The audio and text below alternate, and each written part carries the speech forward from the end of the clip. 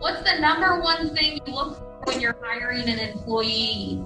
But definitely when you have a great attitude,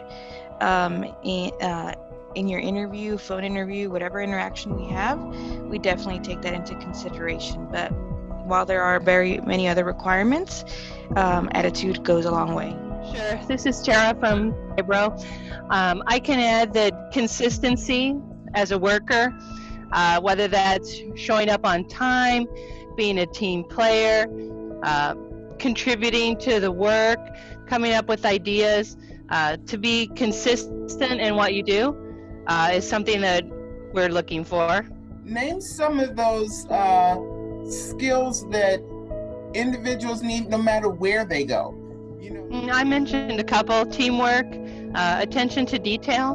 So the work that you're doing in school to provide quality homework or projects that you're working on, the quality and attention to detail that you bring to those are very valuable in the workplace. Just working with other people, just like at school.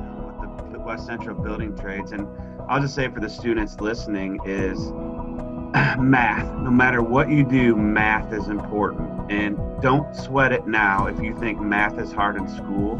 What it's doing is setting you up for later. And I'll use an example of math in the book might not make sense to you, but if I put you in a building and you like building things and telling you how to do 45-degree angles for a pipe or figure that out, that might make sense to you and it's relatable. So don't get frustrated in your math classes now, but no matter what you do in any job you have to have math. So just understand there'll be people there later in life to help train you and work with you to make sure that it is relatable. And then you might become the best mathematician around, but it's relatable to you.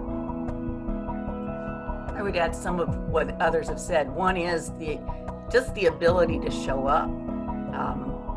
I've been getting out of bed for 40 years to go to work, and I can't say that every day I want to do that, but that's really important.